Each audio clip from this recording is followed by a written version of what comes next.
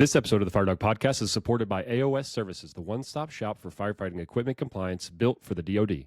At AOS Services, they help military fire departments stay mission-ready with customized programs that bundle everything from SCBAs and compressors to hoses, ladders, PPE care, rescue gear, and more. Their teams work worldwide, so whether you're stateside or overseas, they've got you covered. For all your firefighting equipment compliance needs, visit aosservicesinc.com to learn more. This episode of the Fire Dog Podcast is supported by Roll Call Coins. Founded by a 24-year Air Force firefighter veteran, they understand that a coin represents more than just an event. It represents a story. Using 3D modeling and custom textures, Roll Call has moved beyond generic designs to create premium, standout coins. Whether you're honoring a department or branding a business, they make the process effortless. Start your design today at rollcallcoins.com and let your coin stand out in the stack. This is the Fire Dog Podcast. The views and opinions presented on today's episode are those of the speaker and do not necessarily represent the views of the Department of Defense or the United States Air Force. Welcome, my name is Matt Wilson, and thank you for listening to episode 67 of the Fire Dog Podcast. Today's episode dives into a part of the job that often happens behind the scenes, but directly impacts firefighters' safety and operational readiness. Joining us today is the CEO of AOS Services, Inc., with more than 30 years of industry expertise. She shares how specialized fire equipment servicing plays a critical role in keeping fire departments compliant, efficient, and most importantly, safe. We talk about everything from SCBA testing and host certification to fire trainer inspections, equipment lifecycle management, and real-world challenges fire departments face when balancing readiness with limited resources. Kim also gives insight into why technician expertise matters and what fire chiefs need to know to maximize the life and performance of their equipment. If you've ever wondered what goes into ensuring the gear you trust performs when it matters most, this is the conversation you don't want to miss. It is my pleasure to welcome to the podcast, Kim Jolley. Well, Kim, good morning. Thanks for joining us. Good morning, Matt. Nice to be here. Thank you. Yeah, thanks for coming on the podcast. It's been a long time coming. We've been trying to set this up for a while, so thanks for bearing with me on getting in. The opportunity for recordings are seldom for me. I can only do it so often, so I'm happy that we could finally get you on. Well, I apologize. I've been traveling a lot, and I'm really, really honored to be here. Yeah. So today we're going to talk about you and AOS, what AOS does, what your perspective is from the services that you provide, things that you see out there that maybe fire chiefs, fire departments, firefighters can pick up and listening to this podcast to apply to their departments and maybe give you a call if they need help with something. It's my honor. That's what we do. Before we get into that, I want to give you an opportunity to introduce yourself. Like how, who are you? Where are you from? How did you get involved in the Federal Fire Service in this capacity? Kind of a funny story. So my name's Kim Jolley. I'm president and CEO of AOS. And back in 1996, we were living in Hawaii, and my late husband and co-founder of AOS said, "Here, honey, bid on this. Don't worry about it. You won't get it. I just want you to work out how to do government contracts." And I've got a background in marketing and strategic management and degrees and stuff. So I wrote a pretty nice presentation, and 3 months later, a manila envelope came in the mail, said we'd won an award for the air systems on all the military Sea Lift Command ships worldwide. We still have that contract, and that services 157 of the MSC ships. It's got SCBAs, compressors, air testing, fit testing, and hydrostatic testing of cylinders. And that's how we got into the business. And right now, we're in our 30th year. Our whole lives revolve around keeping firefighters safe through service. Yeah, that's pretty incredible. 30 years, a long time, and then having the same contract for that long. That's awesome. Yeah, we got people going on 3 ships next month. Okay. It's every month there's a ship or two somewhere, and with 72 hours notice, we meet a ship anywhere in the world. Excellent. What was your husband's background? How did he get into the business of servicing air systems? Well, David's background was in commercial diving. He was a saturation diver. Okay. Which they live on supplied air, and they were in dragers mostly, and he understood the air systems, and I'd worked with him on that prior to AOS, and it was actually a very easy transition. Scuba The U is Okay. the same as SCBA, but underwater. Sure. One Right. keeps out water, one keeps out smoke. Right. Yeah. Yeah. Excellent. Yeah, that makes sense. And so I'm sure it expanded beyond. So he's in the scuba SCBA air compressor kind of business, and you go, that naturally takes you into fire departments, I imagine. And then once in fire departments, you see other needs. Is that kind of how the company evolved? Honestly, we get asked to do things. So every year there's a problem child, something that's been identified, and it'll either be, someone from the Air Force or from the Navy. They'll say, "Hey, we need you to sort this out. We need to figure out how to take care of this."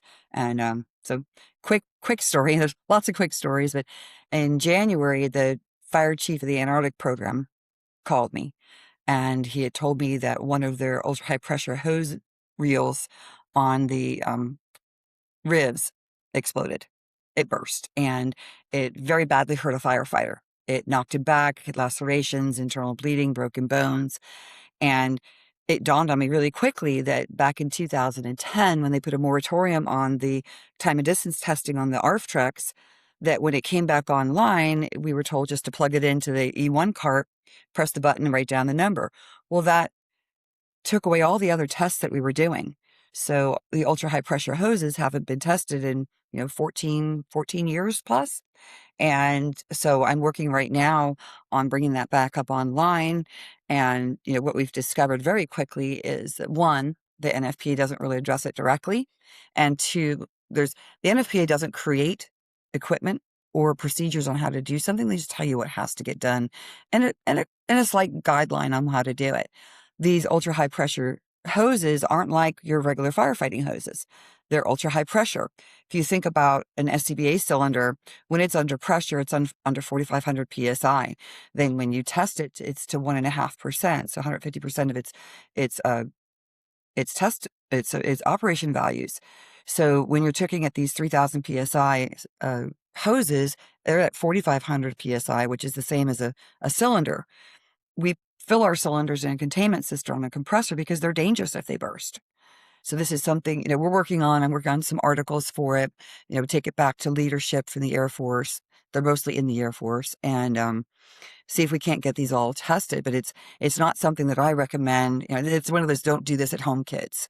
If they burst, people can get hurt, and someone has gotten hurt. And I think that that's one of our major functions is when something that's discovered that's a gap or a deficiency, is that we quickly identify a path forward for the Department of Defense, and then the other um, municipalities and cities and airports, they slowly catch on. It's the Department of Defense that really drives compliance. Okay.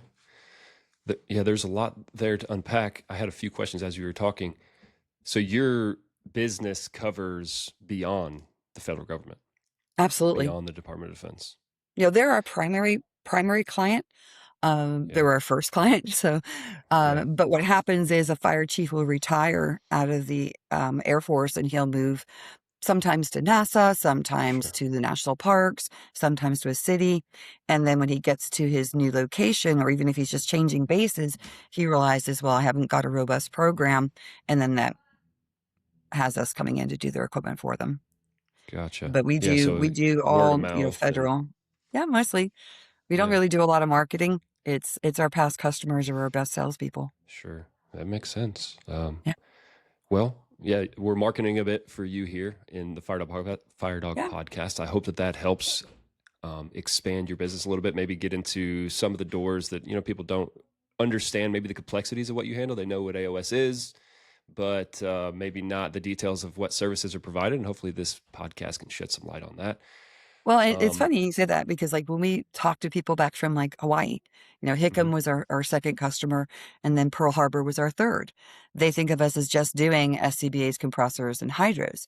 We now cover everything that a firefighter uses that has an NFPA compliance test, all the way up through and including apparatus inspections to refurbishments. Like yesterday, I was on the phone with one of our clients. We were putting together a statement of work to do a refurbishment, and he was late for our meeting. And, I got him on the phone as he's late to get onto the teams. And he says, well, I'm just coming from an accident. One of our probies wrecked a fire truck. And, and I laughed because we were just talking about it before he got on, stories. And I said, not to worry. We went through the pictures of it on a Teams meeting. We're flying a technician up in 2-3 days. As soon as they can get approval for us to come in, we'll go over the apparatus, and we should be, below $50,000, get that truck back up to 100%, with a pretty decent paint job on it as well. So I think collisions is something that people don't really think of as being in our scope. But if we're doing refurbishments, the body work is just part of that. And, there, I've looked at a lot of the stuff that we've done in the past on the refurbishments and the collisions, and I've looked at pictures and stuff thinking, oh, that's a total wreck. It's not. They're just parts. Everything that we work with, they're just parts that are put together to create a whole unit that functions to do a specific function. It's all just parts. But you have to draw the Sounds like a line. pretty wide scope of services you guys provide. Absolutely. And it's grown, it grows every year. So every year we'll take on 1 or 2 new things. We'll take on, 1 or 2 new manufacturers, and it's all driven primarily from what the needs are pointed out to us from the Department of Defense. Right. I think that example with the RIV is an excellent one, and SCBA is another excellent one. I mean, we can maintain and test some of our stuff organically. You can ask firefighters to do things. Firefighters can go out and get certifications that many of your technicians, I imagine, have the same certifications, but there's some things that are too complex, maybe too dangerous. Testing SCBA cylinders is one great example. Hydrostatic testing specifically, like, you need the right equipment, right machine, the right expertise for something so complicated. Same with high pressure hoses, I imagine. And so it sounds like the gap that you all fill is, well, maybe I can take care of other stuff as a fire department. I can have my firefighters focus in other areas while, we bring you all in with the certifications, expertise, and know-how to kind of take care of it for me. And I can trust that it's done right and the equipment's not going to fail on me. Well, and it goes a lot further than just certifications. So back when the Air Force was at Interspiro, I was a train the trainer. And I would go from base to base, and they'd give me 20 airmen and say, make them Interspiro technicians. First off, there may be 2 people in that 20 that had the aptitude for it. There'd be 10 of them that wouldn't know a straight edge from a Phillips head. They would then take the class, and it would be 6, 9, 12 months before they had to do it again. They would open back up their book and not have the recall to remember exactly what was discussed during the class, and not wanting to, I don't know, embarrass themselves or say that they'd failed. They do the best job that they can do with the knowledge that they've retained. That's not what you want taking care of your life support equipment. And I'm not knocking it, because there are a lot of really good SCBA programs out there and a lot of really good SCBA technicians. But a lot gets missed. I know when we'll say we're having a base for 5 years, a new chief comes in and says, well, I want to do it organically. We may come back an extra 5 years later, and the program has completely gone to the wayside. It's the idiosyncrasies, the small details that keep people safe. Everybody should do their morning checks. Every firefighter needs to take 100% responsibility for his own gear. But does that mean you want them testing your gear? One of the big ones that come to mind is hose testing. A lot of the older fire chiefs says, well, I had to test hose. They're going to test hose too. We'll go to a base our first time doing their hose testing, and we'll have upwards of 30 to 40% failure rates. That says to me they weren't testing them properly before. And that's routine. We rarely go in and find nothing wrong. Actually, we've never gone in and found nothing wrong. Well, yeah, that is interesting. I think that's a great point.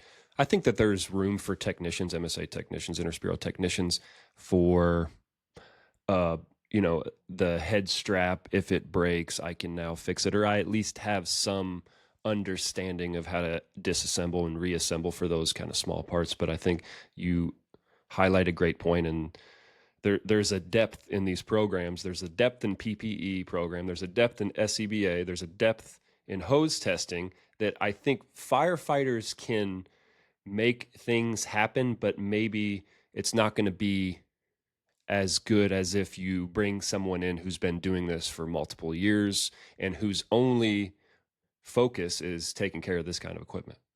Absolutely. And everyone can say the same thing. Firefighters fight fires every day and they're great at it. But they use the compressor and they fill it. Does that mean they know how to take it apart? Sure. One of the biggest things that we see, we call it finger trouble. 9 out of 10 compressors can be fixed by us over the phone if we've got someone in the fire station that we've taught. Like we teach a compressor operations class. And one of the first things we teach them during that class is, hey, during your inspection and your annual service on the compressor, we found these following things that were done wrong. They're typically people with settings. And I don't know, I think it's firefighter specific, but they're very famous for it. They like to touch knobs. And one guy, the first guy will come in, he'll touch this knob, this knob, this knob. Right. He'll adjust this, and then it's not working properly. And rather than own up to it and say, hey, I made a mistake, which is what we Sure. teach them in our class, is just raise your hand. People make mistakes. Raise your Sure. hand, say, hey, I was messing with it. We'll walk you back out of it. Step by step, walk you back out of it. But then the second guy comes in, he's like, well, I figure if I could do this, I'll touch this, I'll do this, I'll turn that. Well, then we've compounded the problem. By the time the third guy gets there, they'll turn around and say, our compressor doesn't work, and no one touched it. That happens about once a week for us. And it's just people messing with knobs that, there's a lot of knobs on compressors. There's some new compressors that don't have as many knobs, and I prefer those. It's much easier if you just press a button and it works than getting Right. in there and messing with it. Not everybody needs to mess Yeah. with the settings. No. I'm trying to think of other good examples. I mean, we wouldn't walk outside and service our HVAC system in a fire station or the emergency generator, or, Yeah. I would say that an air compressor is just as complicated of a piece of equipment. And so really our role as firefighters is to fill SCBA cylinders, and beyond that, we shouldn't be messing with that stuff. Yeah, probably. And it's the same thing when you go and take their class. Like I've taken the Bauer class, for instance. They do a great class, but it's a 3-day class and it's not very in depth. You're into your third or fourth class before you take it apart a block and putting it back together. Our technicians are trained to where they can take the whole compressor apart and put it back together. Same with the SCBA. They go down to the part level. And honestly, every compressor, every breathing air system, they're all the same. They're just the parts are put together differently. Once you understand the concept of how they work, they're just like, a Ford, a Chevrolet, a Dodge. They have different names on them, and their parts are distributed a little bit differently in the engine compartment, but they all do the same thing, and the parts are just parts. Everything we work with is just parts. Lots and lots of parts. Right. Well, tell me, how many employees or technicians are out there? I mean, what is your footprint, your geographical footprint? I know that you cover all around the world. I think we've talked about that before. We're well over 1,000 technicians with all our certified partners. We expanded a number of years ago into having certified partners. So like in our ISP program, right now we have 28. We've got 3 that are onboarding right now. So we've got 28 ISPs across the country because we discovered very quickly, we went to a base, they asked us to do PPE on site. And we discovered immediately that that's not a viable way to do it. Sure, all of our people, and we're getting ready, everybody's getting ready to go do a research on PPE so we understand it, is working on location doing it. You're relying on someone else's extractors they're not high-powered ones. Usually there's a different size extractor in an ISP than there is in a fire station. It's the same thing like when your home washing machine versus going to the laundromat and they have the giant washers for your comforters. That's what you give the ISPs. They're higher powered. They're more robust. They have layouts that are set up to take care of stains and decontamination. So we use ISPs. But we have learned, and I find it that a fire department, if they have the resources and the personnel, we can come in and teach them and certify them to do their own cleaning and inspections. So there's not always just one way to do something.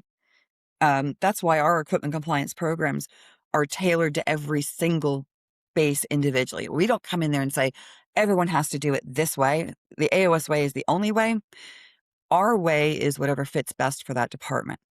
in cases where, there's an ISP an hour or two down the road, I wouldn't bother. I would just have them come pick it up. But say I'm in a remote area and I've only got one set of PPE for each of my firefighters, and I've got the resources to do it in-house, and we don't see a lot of incidences, then yeah, I would say do your own inspections and cleaning. But that means that we'll set you up with an ISP that the moment you do your inspection, you find a failure on it, you mark it, you pack it up, and you ship it off to the ISP to do the repair. Don't hand it back to the firefighter, because that defeats the whole purpose. So PPEs, I don't remember what we were talking about. Oh, that's okay. Yeah, I don't know. I sometimes forget the questions that I ask too. I forget. It I sounds forget like what we were talking about. Oh, how many there are. And every year we add 2 or 3 more manufacturers. And it's usually based off of, we're having a problem with this product line. Recently we brought in-house doing fire trainer inspections. We were relying on a couple different subcontractors and manufacturers, and just wasn't happy with how the reporting was coming out and the pricing. So we went organically, and we now have our own in-house inspectors who hopefully are getting ready to go to one of the big manufacturers and start helping them with their inspections, because they have a contract to do all the Air Force bases worldwide.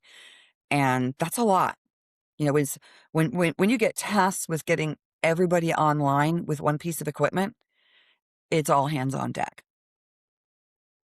The fire trainers they've been left to the wayside for a couple of years.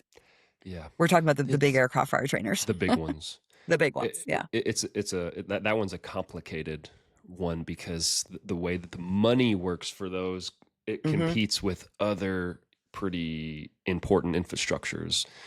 And so a fire trainer is not going to compete well against a facility that houses workers or aircraft parts or military, I don't know, mission sets that are very important. You know what I mean? So when it talks, but they are very important. They're very important, absolutely, and they're especially important to us. But when talking to people in charge, the stakeholders, the that money, maybe handle the purse, they're not going to compete well against all the other compounding priorities. But that's a conversation for another time. But that's excellent that you provide that service. So we're talking about something, again, you had mentioned this a couple times so far. If a part breaks, we replace it on this aircraft trainer. This servicing of the plumbing for the fuel and things of that sort. Well, we'll do minor repairs.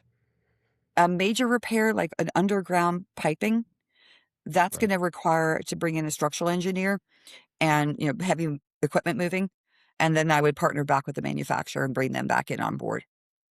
And we work pretty closely with all the manufacturers on that. So there's a little subcontracting going on. If maybe it's outside of the scope of what you guys can handle, we're calling somebody else for some help. For something on the fire trainers, like that. Definitely, because in the fire trainers, the stuff that's under the ground, all the piping, is not unique to the fire trainer. That brings you into like CE, because that is utilities. I mean, those are big gas pipes. When they're digging it all up, they're coming in with earth moving equipment. And if there's underground leaks, and there are, a lot of the systems that are being tested now need to be upgraded. And we just came back. We were at the ARF working group, and part of our conference in Dallas, we got to go see the DFW training center. And wow, talk about new technology. If all of our aircraft fire trainers could be upgraded to that level, it would be something else. It would really be something else. And that's always my goal. Well, it's twofold, that the DoD has the most up-to-date training and equipment, but they can do it at a price that's within reason.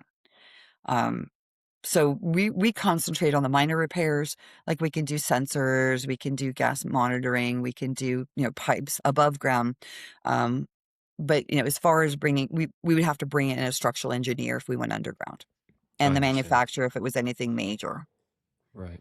And there's some working with the local provider of the utilities and so on and so forth. There's a lot involved. It makes complete sense to me. I was just trying to kind of nail down the scope of that particular service provided. Uh, Well, talk and talk to me about each of them is supposed to get inspected every year. right, right. So that's a lot of inspections that need to Oh get yeah. done. And if you look at our, worldwide for all the different branches, there's Hmm. a lot of fire trainers. And there's Yeah. just not enough assets of people. I mean, when you're traveling like we do worldwide, there's so many days that are spent traveling that there's only so many days left that you can spend working. Yeah. There's only so much time in the year. There is. And there's only so Yeah. many resources. And when we bundle, so like that's one of our big things. We bundle. So if we were to have to send, say you're in Okinawa, we've got guys going to Okinawa next week, out to go and do their ladder testing. And they're just having us come to do that individually. So you're going to have 2 days of travel each direction for 1 day of work. So you're basically wasting 4 days of travel to do 1 day's worth of work.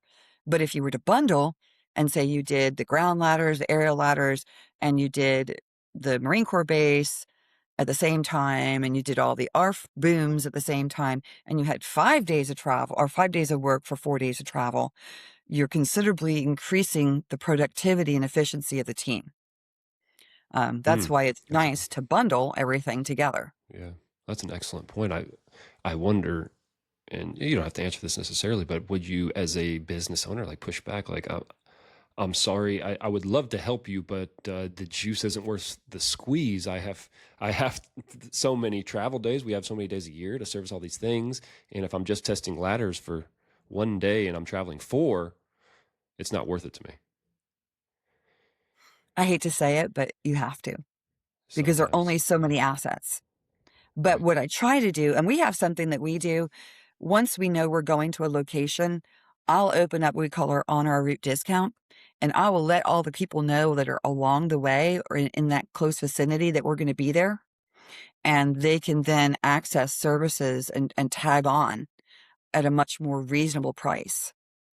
It doesn't always work with timing right, and funding, hmm, but if I know a year in advance, like I know every year we're going to go to the north of Japan to Misawa, we can have someone like the aerial guy will be there. Someone will be there, does everything that we do. right, We're getting ready to go up to um, Colorado Springs. We do Colorado Springs in July and August. And that's one of our incredible stories about bundling. We had all of our assets there, and we had Air Force Academy, Peterson, and Cheyenne Mountain. All the services that we provide, all of our technicians, and we ran them all through within less than 2 weeks. hmm, So we had two project managers on it, and we just boom, boom, boom through the right, services. And this year, I think that we're also going to be adding a little bit of something for Carson, for Schriever, and for Buckley. Now, those other three, they're getting to tag on with no mobilization costs. They can jump on with a GPC card on something and get, say they want a compressor service. They need to have their rescue tools checked. They want to have their nozzles and appliances. That's a big one. When what's missed, a gap that I see at almost every base. yeah, Most bases test their hose. Most bases test their hose themselves. In 2010, I think it was, maybe 10 or 13, somewhere around there, the hmm, NFPA added nozzles and appliances. right, There's 60% of the bases that aren't even aware of that and aren't doing it. right, Um, I did a special for a couple of the bays. I said, you know what? Just because we're already going to be there, you pay for the hoses. I'll throw in the nozzles and appliances because we do them at the okay, same time. But when we're bundling and we're already there, essentially it's just staying an extra day in a hmm, hotel to handle more clients. So that's why we do our on our route discount. It's because we know right now, I mean, budgets are stupid tight. right, Um, and if we're already going to be in that location, we can add other things and other right. clients at the same time. Hmm. But we're doing, I think we have 26 line items that we do. Okay. Yeah, that was one of my follow-up questions. But to kind of close the loop on what you've described, it's a complicated juggling act, servicing all these locations. And you'd mentioned Colorado. When you mentioned Colorado, I thought about northern tier bases that might have snow and ice where things can't be done in December or January. And then, so yeah, having to line everything up and then maybe hit multiple locations in 1 or 2 weeks. Uh, Sounds like a complicated scheduling scheduling issue, But we live in yeah, logistics. yeah. It's what we do. And you were talking about, messing up at the wrong places. So years ago, we had a contract both for Manus and for Afghanistan. And the guys asked me, they're like, could we switch the two? Because you've got us in Manus when it's like freezing cold and we're having to pump test in a hangar. And then you have us in Afghanistan in their summer. Could we just switch the two? And yeah, we try to make sure that we hit regions that have severe weather on their better time of year. Like we're going Interesting. to Alaska in August. We can hit, all the Makes bases that sense. are in Alaska in August. And then we'll be in Hawaii in December when it's, cold up north. Warm. We Yeah. try not to hit South Dakota past September. We're in South Dakota in September.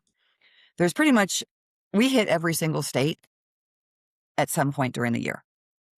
There's no state that's not hit.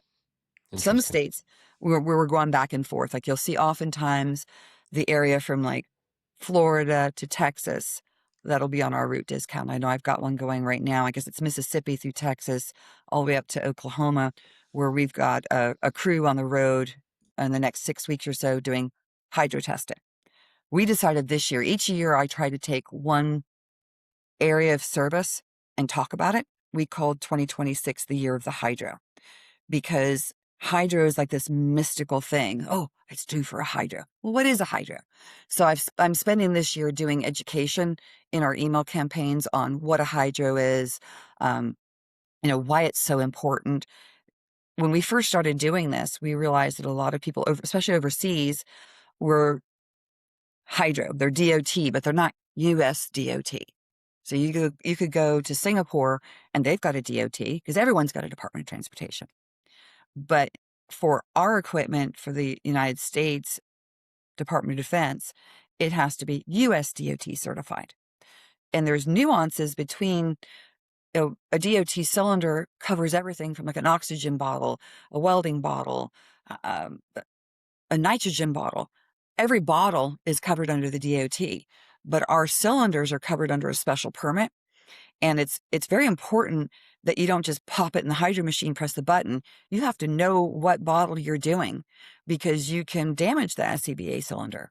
You could get false failures. You can get false passes. They have specific O-rings that go on them, and each manufacturer makes their own O-ring. So you could look at an O-ring and go, wow, I recognize that O-ring. Let me just pop one off the shelf. It may not be the same one. And then you have leaking, or you can have bursting. So it's hydros are very dear to me. So, we are DOT certified for hydro. And, but yeah, that's what we're doing right now. We're doing an on our route discount covering that whole region, and we'll come on site and do the hydros, which people don't seem to think about how much work goes into, taking your cylinders downtown. Mm-hmm. So you got to pull them out of service. You got to empty them. You take them Right. down there. You wait 2 weeks. You go back and pick them up, and then you have to fill them. Or you might even have Right. to put your own O-rings on. Then Mm-hmm. you got to fill them and put them back in service. We do it as part of our package. It's like Mm-hmm. we have something we call our concierge service. So this would be at a base that we take care of a large amount of their equipment. We'll actually go and take the cylinders off the apparatus, put a spare set on there, take them in, hydro them, bring them back, put them back where they belong, and then update all the records. It's much more than just doing the individual services. Mm. When we do a large base and they've got, say, 200 cylinders, Right. they're not even noticing that we're doing them. We'll come onto a fire station. We will put spares on an apparatus. We'll take those back to our shop on base. We'll service them. And our servicing, one of the things that irritates me is for SCBA services, a lot of people will write in the requirement, come and flow test our SCBAs. Now, a flow test is what's designated by NFPA, which is typically like a posi check or omni check. It's a quantitative piece of equipment. You put the SCBA component onto, you press a button, it gives you a number, you write it down, and the posi check, it prints it out. But it's just a piece of paper that says it does this specific thing at this specific time. That flow test gives a variable between this number and this number. So say you have your regulator set here on the between here and here. And then your second stage on your cylinder, so the one that connects to your cylinder, it's set over here. You're not getting optimal breathing. You could take that same SCBA unit and reset both parameters to center, which is what we do, and then you have optimal breathing. You could put two guys side by side, one that we've set properly, one that's not been set, and that second guy is just going to be huffing and puffing, and he's going to breathe through his cylinder much faster. It's important, in our opinion, or my opinion, I always tell people as a subject matter expert, you do what you want, that you do an annual service, that you take each piece of equipment and take it back to what we call AOS perfect. So those are the settings that come from the manufacturer so that it works perfectly, not that it passes a flow test. My thoughts, my morning thoughts on SCBAs. That's some excellent detail and context. I mean, you as a firefighter don't think about those parameters, right? I have an SCBA and I put the mask on my face and I breathe air and, hey, it's working for me. But the way that you described it, there's so much more detail and complexity that goes into it. I know I've said the word complexity a lot, but that's really kind of the expertise that you provide is dialing in those complexities of these pieces of equipment. Again, firefighters, I think, can take care of, which firefighters are doers, they're problem solvers. And let's be honest, in most cases, I guess, beside maybe emergency medicine, we're brutal on scene, right? We're breaking things, we're moving, throwing furniture out of the way, and we're just doing what we need to do to save what's left of property or to save life. Or to prevent fire from happening, right? And so you can't. We're good at applying. We're good at maintaining our stations, but when it comes to being deep technicians or understanding the complexities of these equipment, it's really not our wheelhouse. Maybe some of us, but certainly not all of us. Maybe I'd say 1 out of 100. Right. Didn't find their calling, because a firefighter has a calling. That's to fight the fire, save the baby, go in it and don't think about the consequences. That's very dynamically different from a technician who's focused on individual idiosyncrasies on a piece of equipment and, detail oriented, very data oriented. It's a different animal. And by what we bring to the table, we allow fire chiefs the ability to take their people and focus their energies on the things that matter most to them and their careers. And I think that, the fire chiefs that hire us in, they promote a really good culture in their fire department by bringing in someone to take care of the equipment. First, they tell their firefighters, we care about your health and safety. They tell them, we want you to focus on succeeding as a firefighter. We want to spend the time mentoring, training, promoting, doing things within the fire department. We want to focus on fire-related activities, not on inspecting equipment. We come in, when we have a full service contract, we'll come in, even the largest base, we can get done in a month. So we'll come in with a handful of guys, and in a month, we'll have everything done. Then you only have to focus on service once a year. I mean, yes, every day you have to check your equipment. You're never going to stop doing that. And we can fly back in or come back in if something breaks and you need us. But when we do, for instance, the apparatus, the program my favorite program, I think everyone else's favorite program too, we call it our apparatus program. We come in, it's hoses, nozzles, and appliances. It's ground ladders, area ladders. It's pump testing. It's ARF testing. Now we're adding back in the ultra high pressure cylinders. I could take a truck out of service 2 to 3 hours and do everything on it and put it back on the road. So say if you've got 10 apparatus, I'm in and out in 2 days. And I've done all of that stuff, and you don't do it for another year. You've only got to, remove your reserve vehicle through the process for 2 days. And we work with you on it. We'll come in and say, 2 to 3 hours, let's back these ones up. Well, truck number 3's out on a call. Well, give us truck number 5. Slot number 5 in there, we'll catch back up tomorrow. We get in and out pretty quickly. And one of the things that we like to do when we're at a base or at a municipality is what we call our mutual aid clinics. So your mutual aid's only as strong as its weakest link. The department that's got the least amount of resources is the department that's going to hold you back when you're needing them most. So what we provide, we call it our mutual aid clinic. It can either be done at a base or at a large fire department. You host us. We do all of your equipment. We give you a nice big fat discount, and we also allow your municipalities to come in. So that way, say one municipality's only got 3 trucks. They could bring in one Monday, Wednesday, Friday. Doesn't put a huge drain on them for personnel. And we slip in all the vehicles for your municipal aid through that week. We can do it off bases too. We do it at fire stations. And while we're there, we can have our other technicians. So we have one group of technicians that do the stuff on the apparatus. And then when our program managers and our project managers, they take care of the SCBAs, the compressors, the rescue tools, the fire trainers. They're not doing pumps, ladders, hoses, and appliances, except for when they go OCONUS. So our same guys that do your SCBAs, when they go to an OCONUS base, they're doing your hoses, ladders, pump testing. It's challenging to travel and do those things overseas, but we do. And that used to be our core focus was OCONUS. But then, chiefs would get back to CONUS and they'd be like, well, how am I getting this level of service in Iraq and I'm not getting it in Detroit?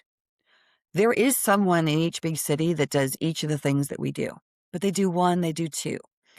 And what really sets us apart from the competition, we don't really have competition. The other people who do services is they're typically a distributor for that manufacturer.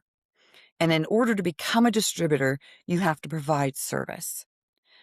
Most of the equipment, if not 99% of the equipment that's owned by the Department of Defense is not bought from a local distributor. It's bought through GSA, DLA, or directly from the manufacturer in a bulk buy. So those local distributors, they don't make any money off the Department of Defense.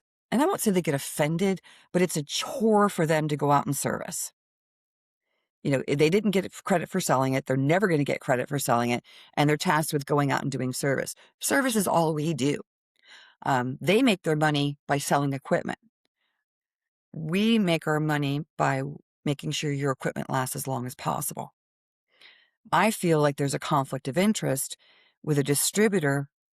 Their main focus always has to be the next dollar, the next piece of equipment, the new unit.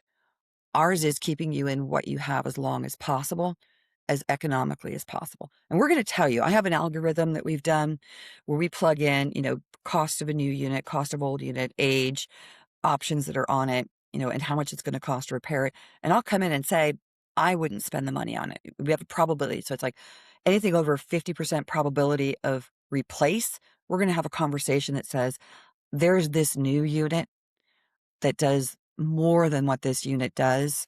Yours is, either obsolete, then we can't fix it, or it's in the process of becoming in their last year of when they're going to support it.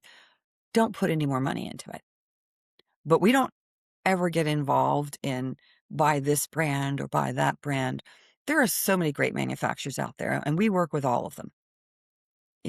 We don't get involved in the different brands. We stay brand neutral because there are so many great options, and there's so many small companies out there that make the same products that just haven't had the traction in the Department of Defense yet. That we try to stay impartial. Yeah, and we work for the Department of Defense or for the fire department, not for the manufacturer. We work with the manufacturer.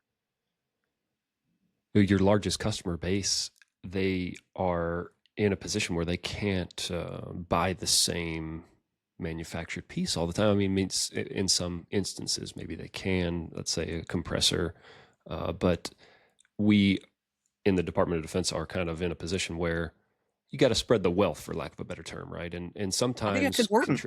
it's important, and it's important. It's for the taxpayer, right? Like there's so much taxpayer funding that goes towards defense. It makes sense for what we spend money on in defense to be spread, throughout the United States and all those different companies, right? So that everybody can benefit in some way. I mean, I hate to say the word benefit, but I mean, you want to make sure that money goes not to the same place every time, not to the same company every time. So that's kind of the way that the defense is structured. But yeah, as it seems to me like AOS, it meets that need for being that most of your customers are in defense. And I think that it sounds like it's a great approach, not being loyal to any one manufacturer and just kind of servicing everything and seeing the great in all of them. Well, and there are some manufacturers that I don't enjoy. We look Right. at the same things you look at: quality of product, price, customer service, and their culture. We want to work with manufacturers that are dedicated to aftermarket service. And if that means using us, that's fine. If they have their own system, we bring them in. It's important that they focus on this health and safety of our firefighters like we do. Um, you can't just keep selling products and then waiting for the next sale as fast as you can get it. Like, I abhor planned obsolescence. There was a time when we first started 30 years ago that a compressor would last 20 to 30 years. Now we're getting 7 to 10. But that's just kind of the way things are going. We could all work really hard to help make the system work better. And competition is one of the things that makes it work better. If you have competition, it requires manufacturers and us and all the service providers to, give a better price, to give better service, to give better equipment, to new innovations. Competition's good. Competition's very good. And there are so many great manufacturers out there. And I tell them all the time, because when we first started doing this, they said, well, you have to be a distributor to service our equipment. And we said, we don't want to be your distributor. We only want to work on service. And it took a number of years for manufacturers to get it. The pie is massive. The fire industry throughout the United States and the world is massive. It doesn't need to have one person gobbling up all the pie. There's enough for everything to go around. And we like working with the small businesses. Like, if I pick up a new client in a region that we haven't worked before and they tell us, hey, we really like our compressor service provider, I'll go and I'll work with that compressor service provider. We'll put them through our certified partner program. And as long as they're following, one, what's in our contract, because that's how everything's based, is what our contract says. Two, they're certified for the manufacturer and they can provide good service, we'll bring them into our certified partner program. There's no reason why you can't get people that are local under our contract. It just means that they would have to subcontract through us. And then we're overreaching and over managing what products and services that they're providing, almost like a mini contracting office in between. We're taking responsibility that they're doing a good job. And, 9 out of 10 people, they do a great job. It's just that, it's a lot of work for a department to keep 26 different contracts running when we could do one contract and get it all done at once. And I think it's important that, if you have an ISP that's just down the road, that you be able to use them, especially if it's a small women-owned one. I like working with women-owned businesses. Yeah, absolutely. Well, and that's one of the things. Go ahead. There's a FAR, and I couldn't tell you here right now off the number what it is, but there's a FAR that covers all the NIAX codes that we work under that says that a contracting officer will consider a sole source award to a woman-owned small business before she even considers a small business or an open source. So there's a FAR that says they're supposed to give it to the woman-owned small business. And that also helps streamline contracting. Getting contracts through contracting is a challenge. And we call them our DA chiefs, like DA bears. We have 3 retired fire chiefs who are customers, and they now work with AOS, and they help move bases contracts through the process. They'll come and hold their hand. They can come out and do a precursor evaluation. They can come and inventory everything. They can come and look at what you were doing in the past, service contracts you had, old service records. We can audit those and tell you where your gaps and deficiencies are. And then they'll hold their hand through the unfunded requirement, doing the market research, helping them put together all the paperwork through contracting, because we know how hard it is. It's a challenge, but you do it once. We usually do a base with 4 option years. You do it once every 5 years. And if you bundle everything together, you get to do other things instead of sit with contracting all the time. The option year just comes up. It's pre-funded. You say, yes, I want to continue. and it's a breeze. Mm-hmm. Let me before I forget. So you've mentioned a lot of services provided, and there's a few things that you've mentioned that like that one you had just mentioned, kind of walking fire chiefs through maybe the complicated process of contracting and renewing and things of that sort. What you mentioned the number 27. I don't know if that was specific to something. You mentioned apparatus testing, hose testing, ladder testing, aircraft fire trainer servicing. What other services that maybe you haven't mentioned do you provide? So there's like calibrations. So everything that you get calibrated, you could just throw on there. And what that means is we'll do your RMA and we'll send you a shipping label to send it off. Um, we've also so we got SCBAs, confined space. Don't forget them. They're important too. Compressors, rescue tools, the So hoses and rope nozzles of rescue, rope testing, things of that Mhm. sort, harness All that testing. stuff. All that has Harness to be inspections. inventoried and cleaned and checked to make sure it's still functioning properly. Then you've got the hoses, nozzles, appliances, ground and aerial. Aerial ladder is something very important. Aerial ladders, in addition to the aerial ladders, any of the HRETs or booms or snozzles, whatever you want to call them, on the ARF trucks, they have the same kind of test that an aerial ladder has, same certification, so they can be done at the same time. That gets missed by a lot of bases. They forget the articulating boom on their ARF trucks. The ultra high pressure hoses, rescue tools, fire truck inspections, repairs, all the way to refurbishments. I think that. Oh, and fire trainers. Don't forget the fire trainers. Yep. And with fire trainers, you've got not just your aircraft fire trainers, you got your MAFs, you got your structural Right. fire trainers, and then all your props.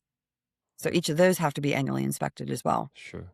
And then they have a structural engineer required at different intervals depending on what piece of equipment it is. And Okay. what happens then when we finish a report, so all the individual pieces of the report come together, it all gets put into one PDF file. So you could go in, you know how you have like the little bookmarks on a PDF? You just open Right. your file and go, oh, aerial ladder, dunk, and there's your aerial ladder. Gotcha. We go through the entire report. So every piece that's been inspected, we audit the report, make sure everything's correct first, Mhm. and then we extrapolate out everything that's got a failure. And we take Mhm. all those out and we put those in a separate failure report because it's not just Okay. inspecting it. When we get to that point, it's like, okay, now, no, what's the next step to get it repaired? Yeah. So here's how you get it right. Here's how we make it 100% again. We want 100% Gotcha. compliancy. So we can go through and say, okay, these are SCBAs that failed. If you're still under warranty, we're going to run your warranty paperwork. Mm. We ship your parts back that are broken. They ship us new parts. Once we have everything taken care of that needs to be addressed for the year, if you're on a long-term contract, we typically get a mod or there's a set-aside amount for a line item for parts and repairs, and we come back and fix them. So it's not done until it's all fixed. Then we come back and re-inspect it, and then you're at 100% compliancy. And that's what we want. We want everyone at 100% compliance. Right. It's Right. really enough to just fail stuff. And Right. that brings me kind of one of my favorite points. You know, in Rudolph the Red-Nosed Reindeer, they have the Island of Lost Toys. Okay. Every fire department's got a room of lost toys. There's a room, sometimes it's a closet, sometimes Right. it's a room, Stuff that sometimes it's doesn't a work. We can't warehouse. figure it out. Yeah. It stopped working, we shoved it in there, we closed the door, we pushed the door against it. By going through that equipment, there's a lot of things that we can take care of and get fixed. I like to see at the end of a Okay. contract period that the fire chief goes, well, we just spent $100,000 on all these inspections, but I was able to salvage $100,000 of equipment I thought I was going to Mm. buy new. At a minimum, I want to see the cost of our contract recaptured in equipment they thought they were going to throw away. Right. So It really, also you're then, helping prevent yeah, waste. absolutely, and that's one of our biggest things. We don't want waste. But it also gives the opportunity to the stuff that's in there, it's still on your inventory. If it can't be fixed, you've got justification for dermo. If it can't be fixed, and we find scraps of parts. You know, it's like that's not an SCBA, that's an SCBA part. But you can take those and some of it can be salvaged and you put it into your spares and you reuse it the next time you need to repair a unit. So you can take what they don't have working and tell them this is what it takes to make it right, or you make it right, or you provide the justification necessary to go disposition, put it take it somewhere else to the organization that To dermo, that disposes. Yeah. Mhm. Yeah. And it's Well, important for some listeners might not understand DRMO. yeah, DRMO. So when you have all that equipment on your inventory and you're responsible for it, it creates extra work. And someone looks at it and goes, "Well, you've got 6 TIGs here. You don't need another TIG." Well, what if 3 of those TIGs don't work? Then you've actually only got 3 TIGs.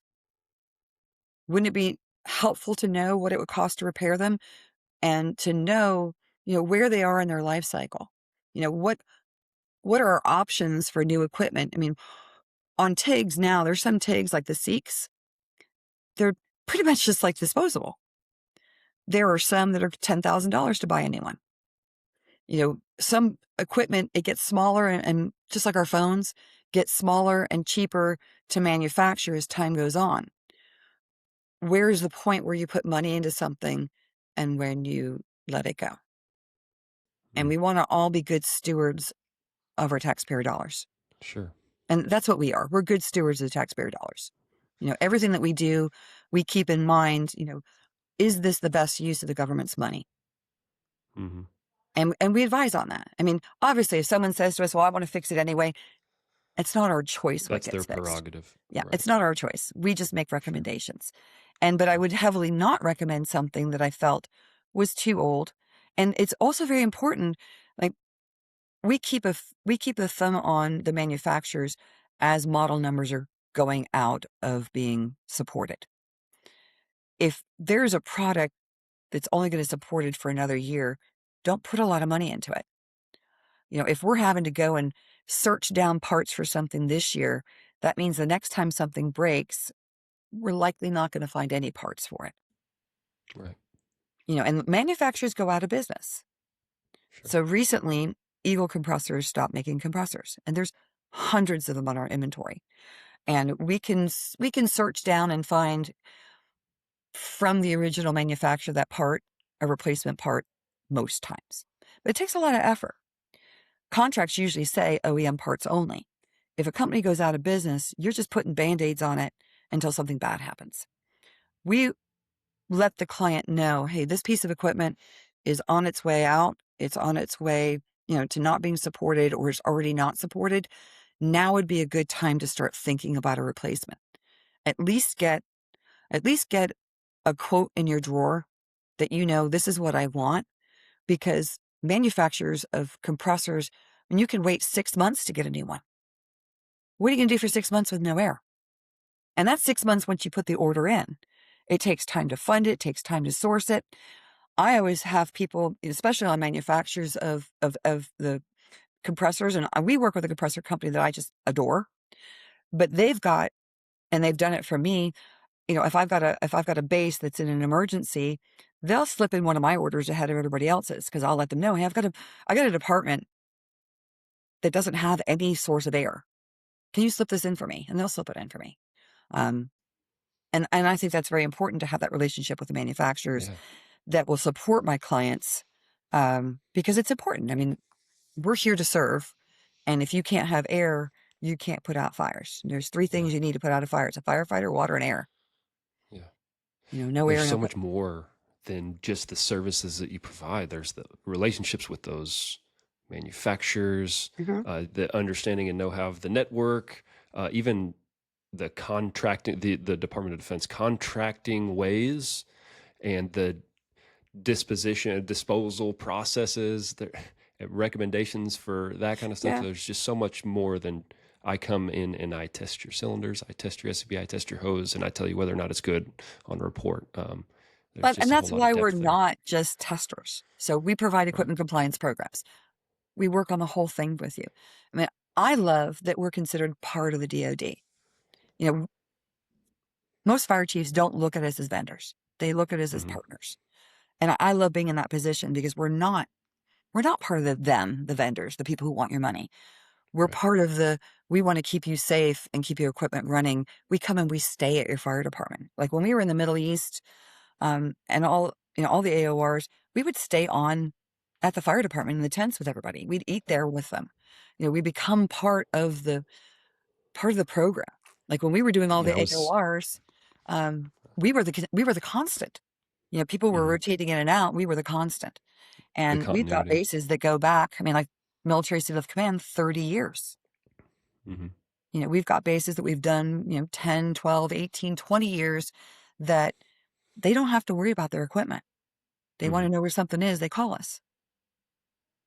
They want to know where the reports are from 10 years ago. They call us and we keep them. They get an Right. inspection and an ORI comes in and they haven't got their paperwork in the right place. They call us and we resend it all. Right. Right. Right. These are long-term Interestingly enough, relationships. I was a core for at one point. It's been over 10 years now. At one of those overseas locations, for AOS. Oh, nice. Um, Which one? yeah, it's been a long time. Uh, Qatar, IUD. Oh, yeah. Yeah, and so I worked with those guys. I mean, it was a 6 month stint. It's a rotation Hmm. back in the day, but I yeah, didn't realize that, Matt. That's awesome. yeah. I mean, I didn't think to bring it up, but so I say that to say that I have little experience on that end of being deployed a handful of times, and then seeing and working with either directly or indirectly, because there's been times I've been deployed I haven't been directly connected with the service contractor, but yeah, that continuity is a great point. You just when they come into town, however many times they come into town, you can have conversations about them. Well, the last rotation said or did this. The Uh-huh. fire chief had planned for this. This Maybe is you ordered. guys should look in this direction. This is ordered exactly. That's I Don't mean, order that because six again. We months ordered is that. not a long time. A Yep. whole new department changing out. There's just whole 60. I just say 60. I throw the number out there. 60 different firefighters coming in than who were here 6 months ago. It's just Yep. continuity is always a struggle, and that's just the nature of the business. But Well, and doing the AORs was a great blessing because we were able to be that constant. And it also gave us the opportunity to meet so many airmen. Or for instance, a couple of years ago, right after David died, I went to Vegas with one of my girlfriends for her 40th birthday. And the fire chief at Nellis invited me to come in and speak. I think it was actually Creech. It was no, it was Nellis. It was Bob Ward. And he picked me up at the gate and he's like, my PTSD was stupid bad and I was really struggling to talk to people. And he says, well, just come in, sit with us. It'll be casual. He's like, but I can't go in there and tell him how great you are because I'd worked with him at many bases. He said, just, come in and tell him what you do and we'll take it from there. And I walked in, sat down, and there were three guys in uniform. The first guy goes, well, when I was at Oman, AOS did this, this, and this. And the other guy goes, well, when I was at Qatar, they did this, this, this, and this. And the other guy goes, well, I got you. When they were at Manus, they did this, this, this, this, and this. And I was like, well, there's my presentation. And I left. And literally the people that we work with and work for are our biggest cheerleaders. Sometimes it can be a challenge when you come due to a base. There'll be firefighters that think you're getting in their business. And there's an educational process that explains to them, we're not here to take your job. We're here to make your job easier. we're not reporting to anybody. We're No, we're reporting not to tattling you on and working you. for you, right? Yeah. We're not going to tattle on you that your Trying to equipment's not help working you right. out. Yeah. We're going to make your equipment safe. We're going to make your job easier, make your job safer. And Sure. there'll always be that one or two that are naysayers, but then the other 10 guys that have worked us before will say, no, just let them do their job. And this is great. And stand back, stand down. And, the people who support what we do far out, shouts the people who aren't happy about it. And by the second Sure. year that we're there, everyone's grateful that we're there. And, they realize how much easier their job is. What takes them, like we'll go to a fire department to do their hose testing and they'll say, well, gosh, we spend like 2 months doing our hose testing Sure. and we do it 2 days. Yeah. That was the point I was going to bring up earlier is just the time suck that some of this stuff is, pump testing, hose testing, whatever. I mean, yeah, I think it's important that firefighters get out there and understand their hose, maybe understand the process here and there, work alongside whoever's servicing Absolutely. it. But just if you calculate it, and I don't know, departments may do this, some may do this out there, but if you calculate the amount of time and manpower that something like that takes versus the time I could be spending on training or other things, it's just that right there to me it makes it worth it. Well, we like to have the firefighters come and watch so they understand the process and the importance of what we're doing. I mean, they have to stay with the rig anyway. or they might go on the reserve rig. But we offer what we call client assist. So if you got the old fire chief that says, well, dang it, I did hose testing, they're going to do hose testing. Well, we offer a discount if the firefighters take the gear off and on the apparatus. That makes them be completely involved with what we're doing. We're ensuring that it's done correctly. We're looking at the numbers that are coming off the machine. We're observing to make sure each piece gets done. We're observing to make sure the failed units get pulled off. Can't tell you how often I find stuff that was on the report the year before that was failed before we got there back on the rig, because it's a simple mistake. But if you're paying attention and you're pulling it to one side, you're marking out of service, it shouldn't find its way back onto a truck. But we offer this client assist because it is important that each firefighter understand the importance of what we do. They shouldn't just take it for granted. They shouldn't just take for granted that someone's going to come and do this for you and keep you safe. They need to know that it's their responsibility every single day to check their gear, and pull it out of service if it's not working right. Right.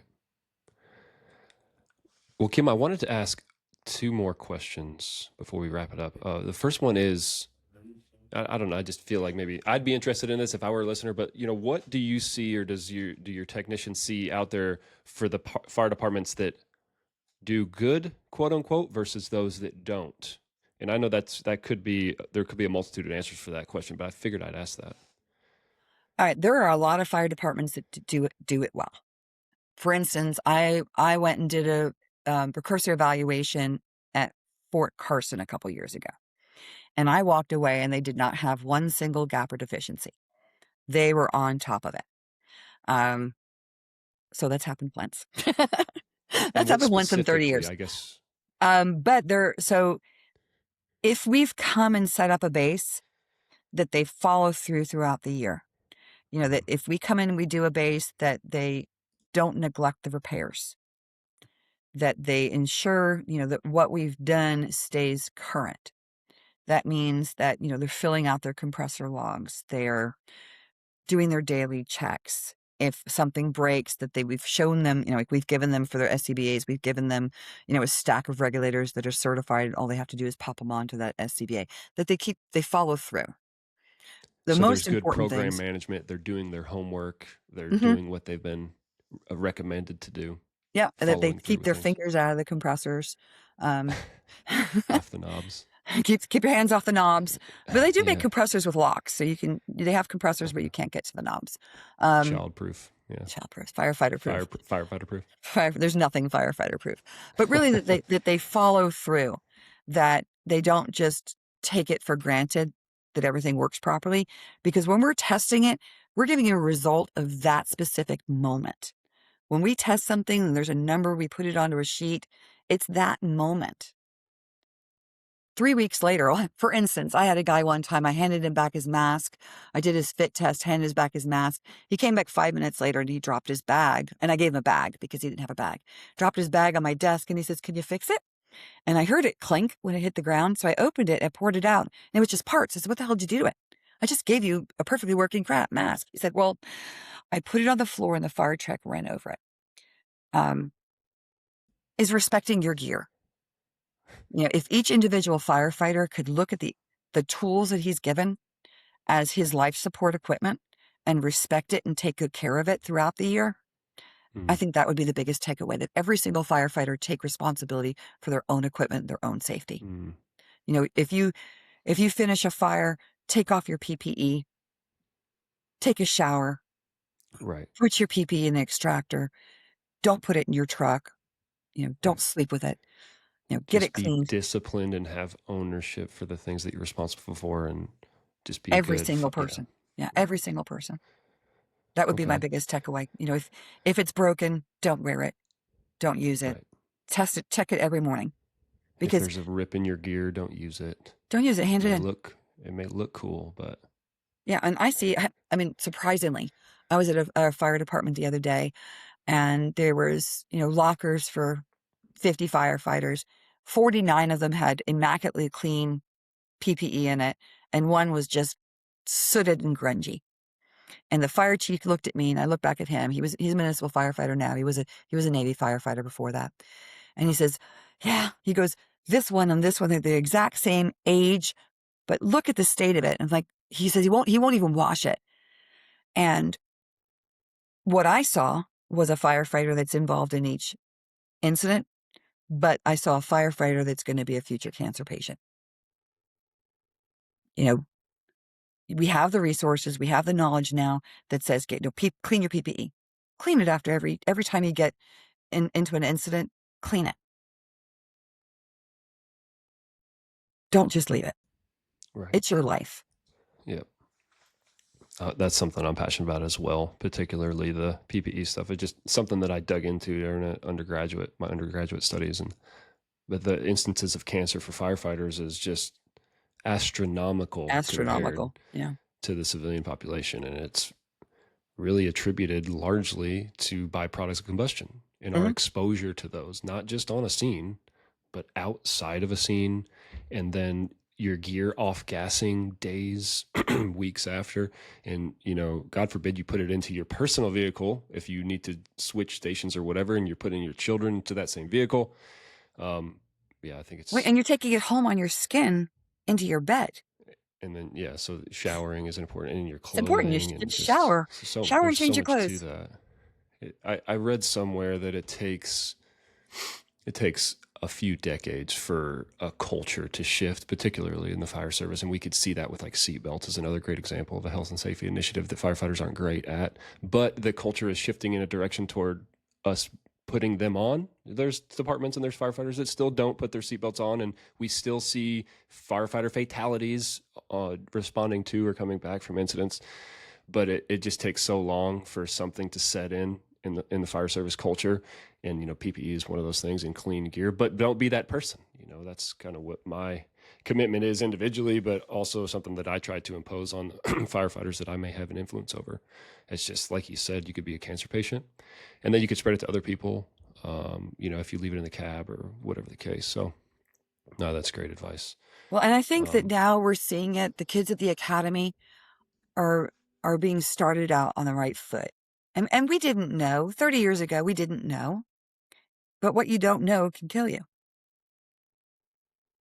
And, once you know it, it's changing behaviors. Sure. Yeah, there's so much that we've done in the past, and there's things that we've done in the past that are good and that are still relevant, but there's other things. I mean, using asbestos or having asbestos-made protective ensembles, that was a thing. Yeah. We've learned and corrected that, and then, of course, the foam thing that we're kind of still evolving through, particularly in the Department of Defense, or just any place that had AFFF, firefighting foam. So, yeah, there's. Well, think about it. We used to do the time and distance testing, and we would wallow in it. Right. Yeah. Literally. I did that myself. Yeah. Personally. We were swimming in it. Right. And now, and now look. But these are all things that we've learned. Kim, I wanted to give you an opportunity also. So, of course, I want you to, let people know where they can find you, how they can reach out to you. But before that, advice for fire chiefs. I mean, I think you probably covered it in the last question, but, a fire chief that wants fewer surprises, a fire chief that wants a safe and healthy fire department, what would you say to that fire chief? I would say consider equipment compliance program, and then you can put that whole subject to bed and concentrate on your other priorities. It just really improves the culture of your fire department. We'll come in and we'll help educate them. It's not all on you. We come in, they see what we're doing. We instill in them how important it is for them to do their daily checks. It makes them more proud to be a firefighter. Then you can concentrate on all the other things that you want to mentor and teach them. Give them safe equipment, and then they could do their jobs. And you don't have to worry about it. It's literally once a year. And all those resources that you're spending throughout the year, cumulatively, you'll save money in the long run. Yeah. And it's done in just a short period of time. And then repair. The biggest one I think would be to repair. When we point out things that are broken, get them repaired. Yeah, follow through. And it's hard, especially with DOD funding, is getting Sure. a quick turnaround for a modification for repairs and It's a finding slow the moving funding. train. Yeah. Yeah. I mean, there's money, there's only so much money, but I've never found a base commander that wouldn't fund it. You Right. go in, we could do a cursory evaluation, and you could say, I've got gaps. I'm not following through these things. Our As long as you base, have our that objective personnel. data, which I think you all provide too. Yep. Well, here's this report. Yep. You go to And the this base is the commander and objective say, data. This is why it's unsafe for me, and right. I've prioritized my needs. This is what I want to replace first. Yep. And you go there. I mean, we've never had a base commander say no. It Right. may not be yes this year, but Sure. it's never been outright no. But if you let them know, I mean, my personnel are at risk. The base personnel are at risk. The facilities on the base are at risk. The flight line's at risk. Those are your priorities. And if you're not able to meet those requirements, I mean, they give you the requirements that you're supposed to meet. We don't. We just help you meet those requirements. Well, Kim, I want to give you an opportunity to tell the listeners where they could find you. Do they email you, call you? You have a website, I know. Yes. Where is it best to look for you? Anywhere. You can find me all over the place. So our website is aosservicesinc.com. You can get a hold of me through my Facebook, through my LinkedIn. You can call our office. The number is 361-727-1645. You can email me, or, you can email office. You can email me. I'm the only one that has the kimmettdeeperthanthat.com email from 30 years ago. That gets you directly to me. You can reach out to our office through info@aoservicesinc.com. They'll get it to the right person. Just drop me a note. We'll get you the right person at the company to help you get what you need done. And we don't just do equipment compliance programs. If you've got an urgent need, like a compressor down, we can fly someone to your base, and we do take GPC cards. There's a bunch of stuff we can do on GPC. Look at first year, like this year, what are your needs? And then you look at your wants. So we help you to determine, these are the needs that you need right now. We can take care of them on a micro contract or on a GPC. Then we look at your wants long term. That might take us 6 months to help you get through contracting. But by starting it now, you could get into your next year's cycle for funding. I've never had a base commander say no on our funding. You go in there with the right data to tell them why you need help, they're going to give it to you. We go everywhere in the world. Whether you're in Texas, just down the road from us, or we're getting ready to go to the Antarctic program. Okinawa. Yeah. We love Okinawa. Yeah. That's one of my favorite places. I'm sure you do. I love Okinawa. Yeah. Well, Kim, it was great to have you on. You covered a lot, and a lot more than I realized, and I'm sure some other listeners realize that you all do. And really the tertiary benefit of a service like what AOS provides, and having objective data to show your bosses that you need something and to get it prioritized, and taking time or giving time back to firefighters and making sure that things are done properly. Not that firefighters can't do it properly, but maybe they don't do it as well as, a service company such as yourself. So thank you for your time. Thank you for sharing all of that. Well, next place is to see me. I'll be at FDIC. I don't know if this is going to air before FDIC. Then we'll be at SFO. Well, that's next week, right? That's 2 weeks from now. 2 weeks from now is FDIC, right? And I'll get to see John Jay, which I'm very excited that we're sponsors together with John Jay. We'll give him a plug too. We love his products, and we love John. We love John Jay. We love Great John. coins. The guy is he's a master. He's an incredible artist. Yes. So unmatched. And good friend. Yeah, good friend of the Air Force too. But yeah, I'll be at FDIC. I'll be walking, and then after that, I'll be in DC the first week in May. So if anybody's in DC, I can come and visit there, and all that metropolitan area around there. And we'll be at SFO end of July, all hands, and then FRI. I think I probably hit 10 conferences a year. Wow. Now we've got both Hunter and Journey working with the company. They just are both vice presidents now, and they're really coming into their own as far as taking over the services and the management of the company. And I'm trying to spend more time in teaching and mentoring and and speaking. The natural progression towards retirement. So the company will carry on. That's awesome. Absolutely. Yeah, absolutely. With those two, they're ready to take on the reins and let me do more fun things. It's time. It is time. Well, thank All you, right, Matt. Kimmy. I Well, really thanks appreciate you again. having me. Yeah, my pleasure. And you have a good one. You too. All right. God bye. bless. Thank you for listening to this episode of the Fire Dog Podcast. If you found value in today's conversation, please take a moment to rate and review the show on your podcast platform of choice. It's one of the best ways to help us reach more firefighters and leaders across the fire service. This episode was supported by Roll Call Coins, telling the stories of fire departments and teams through premium custom challenge coins. Learn more at rollcallcoins.com. It was also supported by AOS Services, helping the fire department stay mission ready with worldwide firefighting equipment compliance. Find out more at aosservicesinc.com. You can find more episodes at firedog.us or wherever you listen to podcasts. And be sure to follow us on Facebook, Instagram, and LinkedIn at the Firedog Podcast.